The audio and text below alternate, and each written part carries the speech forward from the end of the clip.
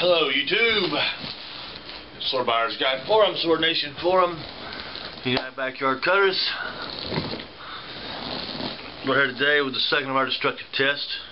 This one is going to be on a Ronin Dojo Pro 1060 Katana with a nicer shaped suka.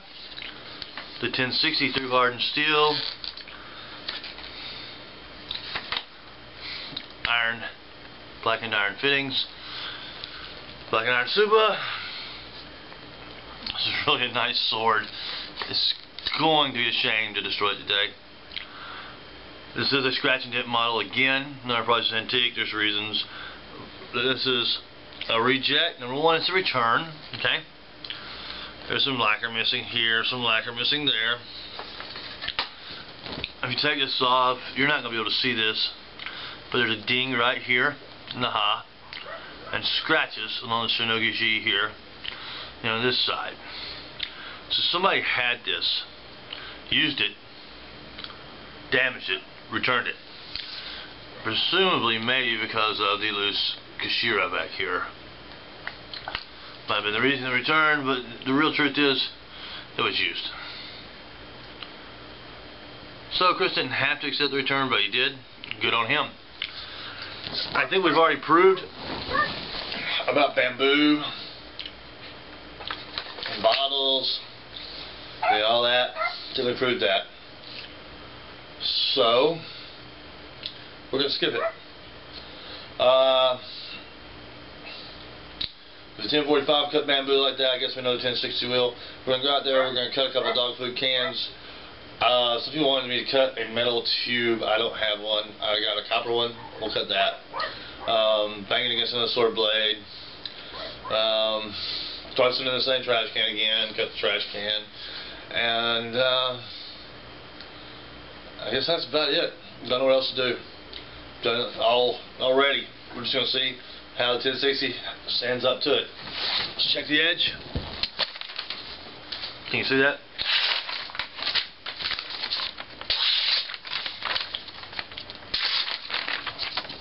I have clumsy fingers. Okay, so we know we have a fine paper cutting sharp edge. See, if the edge wasn't so paper cutting sharp, it might be less susceptible to taking damage. But since we know it's paper cutting sharp, we know it's damage easy. Let's go outside and get to work destroying this katana. It brings a tear to my eye.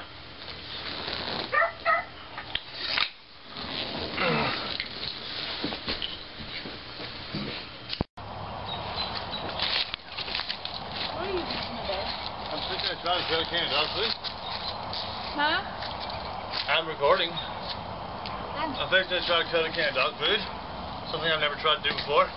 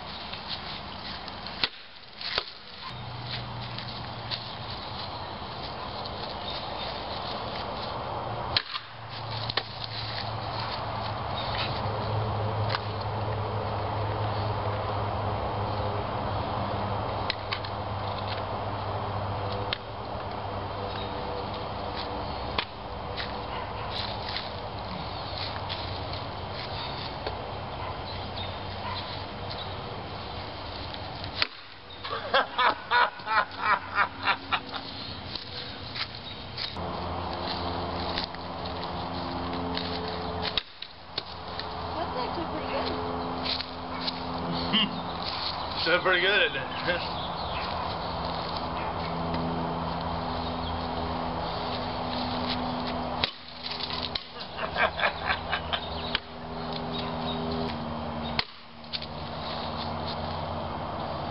My fault on that one. Oh. Wow. And here's our edge. Now it's a little rough, a little bit. It's in pretty surprisingly good shape for having just cut a bunch of dog food cans.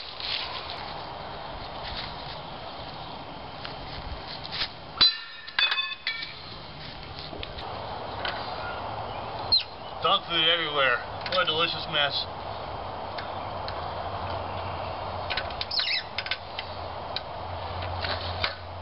Okay, let's just try this.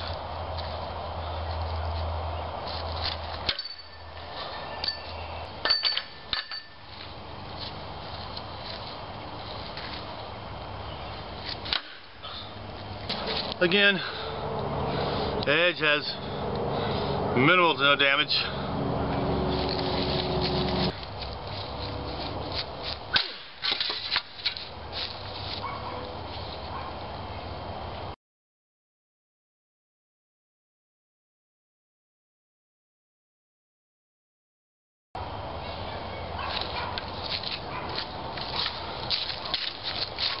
Not all the way through.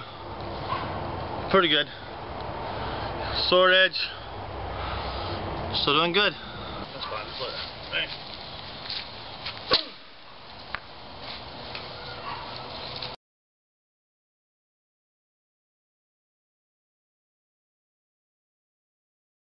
And there's our steel. There's our sword. I don't know if it got any of that. So I don't know if it got any of that. Hope it did. Okay. Batteries are about dead.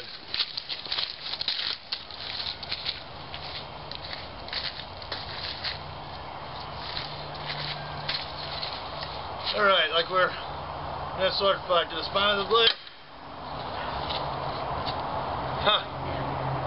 Huh? We got damage here to the spine of a 1045 blade. Not really any damage to the spine of the 1060 blade. Now we got a nice little ding chip here in our blade and a good gash into our 1045 steel. Let's try a side impact.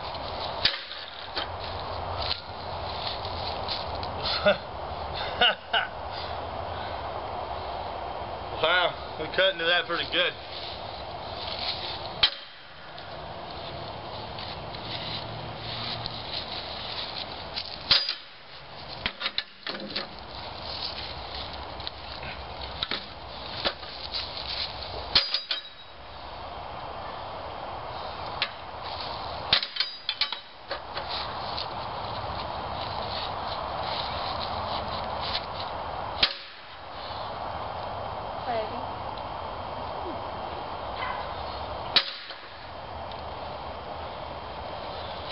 Okay, well,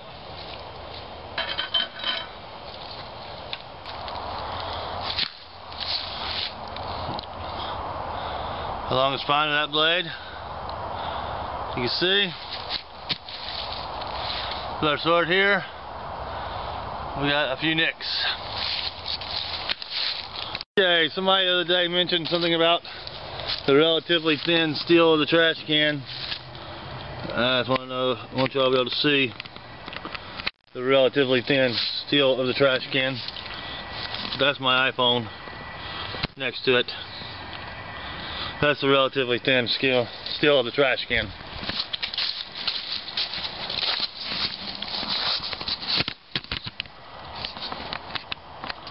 First of all,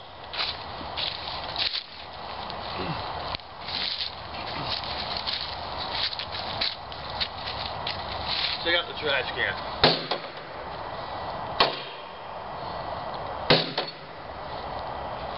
There's your relatively thin trash can steel.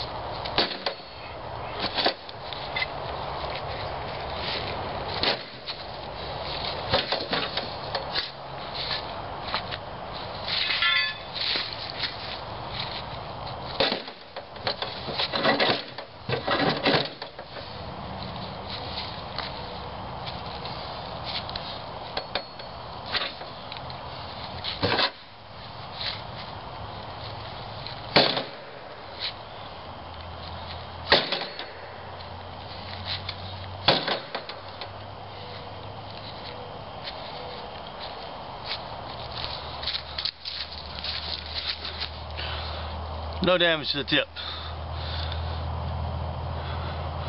Blade's marked up pretty bad, but not like our 1045 sword was.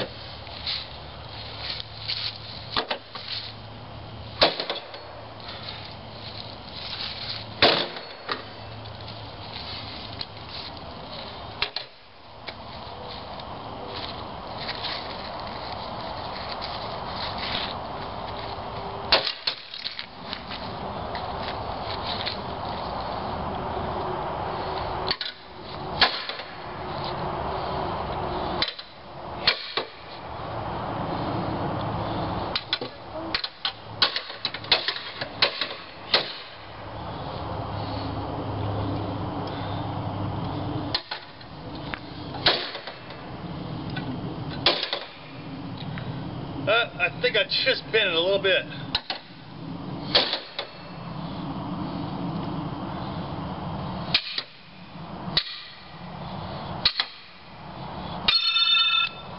And there we have it. We finally got it to break. Thank you for watching.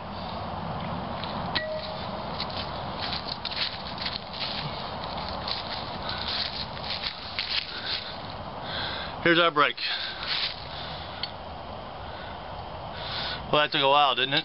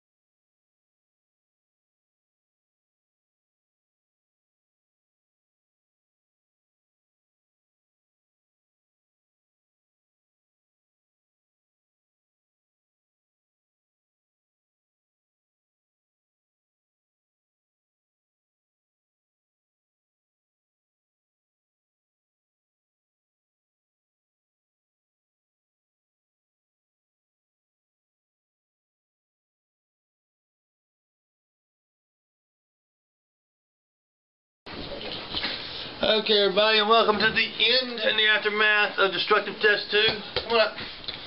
This is Sasha. This is one of my non-manly dogs that somebody commented on. This little dog will chew your eyes out. So, we managed to break this sword after beating on it with an aluminum baseball bat quite a few times on the spine. Beating on the spine of a sword with anything is a good way to break any blade. All in all, to sum up again, this was a stupid thing to do. I shouldn't do it. You shouldn't do it. No one should do it. Sasha shouldn't do it. But I did it with some safety precautions, some experience, and a whole lot of stupidity. Do not try to replicate these tests. These are not priceless antiques. These are just production katana, which were scratch and dents and returns and could not be sold as retail. And we're doing some empirical testing to find out some data about them. Now, since the 1045 sword that I destroyed last was made, Chris has made some changes to Ronin Katana. Most notably, one of the most notable is right here at the Koshinogi Saki, where the Koshinogi rejoined the spine of the blade in the Kasaki. It swells now. The ones before didn't. That reinforces the tip. And if you can see the tip here, after ramming repeatedly into that trash can, we do not have this bend like we did on the 1045. We do have some chipping here, which most of this occurred on the spine of the other blade. None of it's really fatal. If this was a differentially hardened blade, none of it would be through the Haman, and it would be fine. We got nice, tightly packed steel grain there. Here's the rest of our sword. Again, the steel grain looks good. Looks real good. It didn't really, I think I took a set towards the end when I was beating it with the baseball bat, but before that, it didn't even take a set. I'm amazed at how tough this sword was and held up, actually. I didn't beat on the Suka this time with a baseball bat, but it did go through heavy use. Let's take it apart real quick. Let's see how the Suka fared.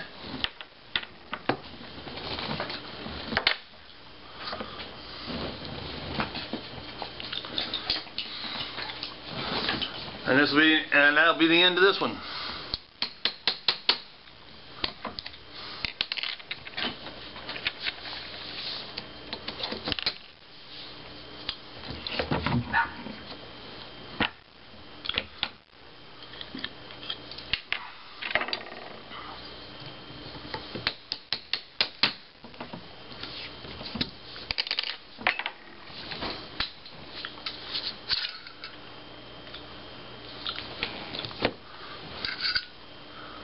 Fushi. Well, here's our Suka. Definitely no cracks. You can see the channels for the Samagawa. Our alternating Sokido. You can see, even though I lost it somewhere there beating on the sword, I think. I lost the loose Kashira that was a return for. The Sokido did not unravel through that whole session because of the alternating twist. So, if we unwrap this, there we go.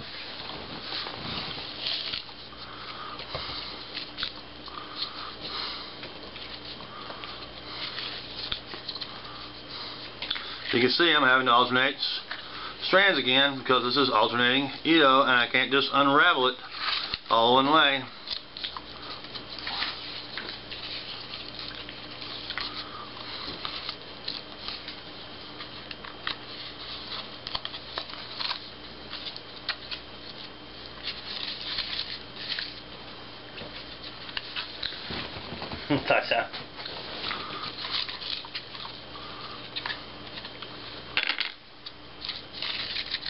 Okay, there we go, that's off. We have a nice whole Suka. Looks good. Not even going to crack this one open. That's it. Thank you for watching the second video. Don't try anything like this at home. See, Sasha agrees. Don't try this at home. I am not a trained professional. And neither are you. So don't do anything that's stupid. Thanks for watching, and we'll come back and do it again with another 1045 sword. We'll try some more interesting tests. Try to see if we can come up with something new. Sasha's ready for me to go now, so I gotta go. Thanks for watching. Goodbye, YouTube. Goodbye, Sword Guys Forum, Sword Nation, and United Backyard Cutters.